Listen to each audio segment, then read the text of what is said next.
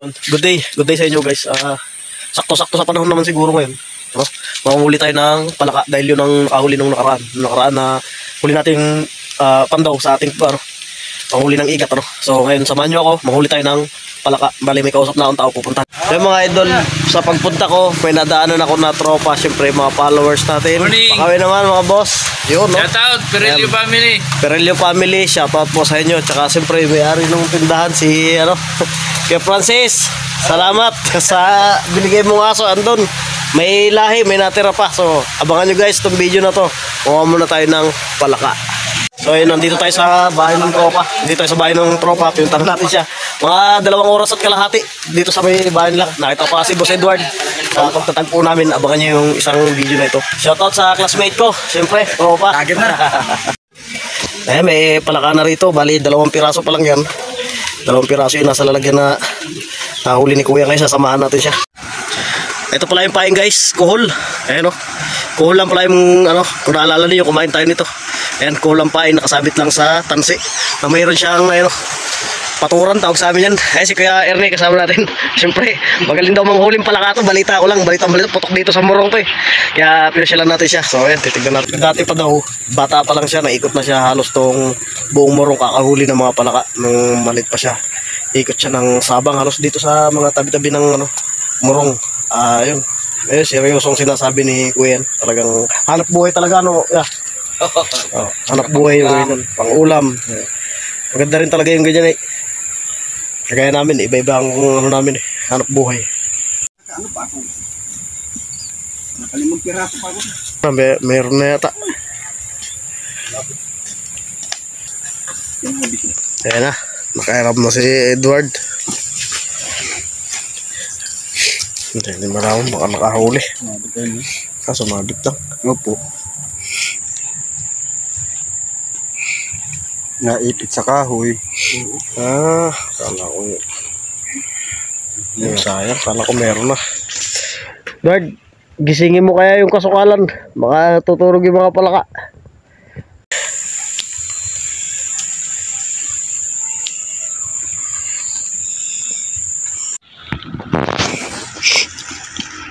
Yun. Bumitaw agad. Okay na sana. Sana yung nakahuli sana isa, kaso medyo nakawala dun sa party na yun. Napadapa si Kuya. Ito pala yung huli kahapon. Yan pala yung huli nyo kahapon, Kuya. Ayun. Marami-rami din to Marami-rami din pala yung iba lalaki. Mga good size siguro para sa akin yung mga ganito. Yan. Mga katamtaman. Good size, sakto to. Ngayon guys, ito na yung pain natin sa pain natin sa palos mamaya. So abangan nyo lang yung video kasama si Kuya Ernie. Si Kuya Ernie siyempre. Ayun guys, abangan nyo yung video natin dahil ito ang pinakamatinding project natin ngayon. Palaka. Okay. Palaka moves naman tayo. Pagkayari natin sa palengke noong nakaraan, sinama natin si Kuya Ernie. Hinanap natin yung paano manghuli, kaso napakahirap pala talaga. Ang hirap manghuli. Saan kami nagpunta, walang nahuli. Ayan, hanggang sa pero ito nahuli niya na talaga to kahapon, nakalaan na para sa atin. So thank you guys. Salamat po kay Ernie. Yan lang mga idol, sa gubat, nandito kami sa gubat. Nag-aasikaso kami ng namin pain. Mayroon kami dalang tilapia. Tsaka yung isa ay ang dala naman namin ay buhay na ayun buhay na palaka. So, kakabit namin. Kasi dito sa may lugar na to, may munting sapa rito. Kita nyo naman guys, buhay na buhay. Yan ang ilalagay natin na palaka. Yan yung kinuha natin doon kanina sa doon sa tropa na mangunguha ng ay mga tilapia natin. Another one, galing palengke yan. Sa dami. Another one, galing palengke. Tilapia.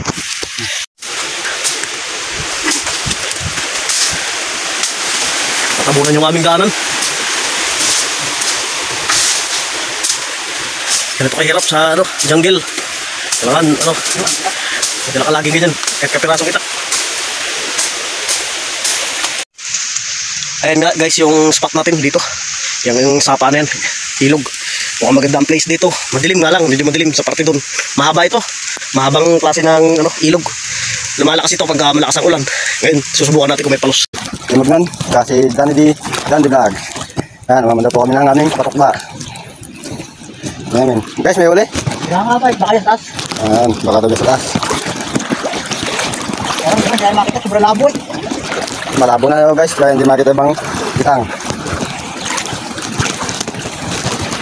Basta de, anong masasabi mo sa mga kitang natin? Wala. Hindi na makita. Buhay. Buhay.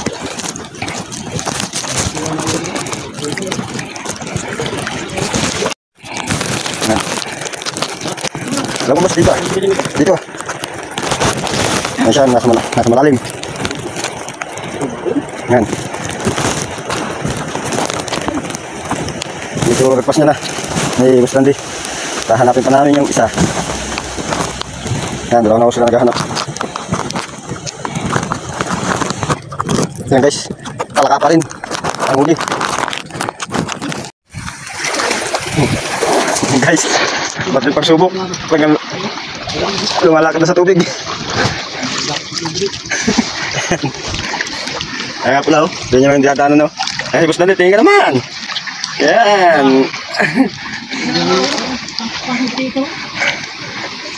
Yan, mulusot. Yan. Yan guys. Natin madilatanan.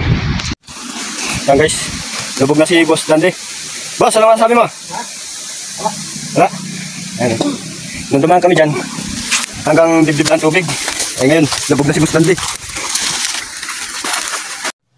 So ayun, malamang inabangan nyo yung video natin. Abangan nyo yun doon. Guys, wala po tayo nahuli nun. Medyo binaha kasi yung sa pinuntahan namin spot. Binaha. Wala tayong huli.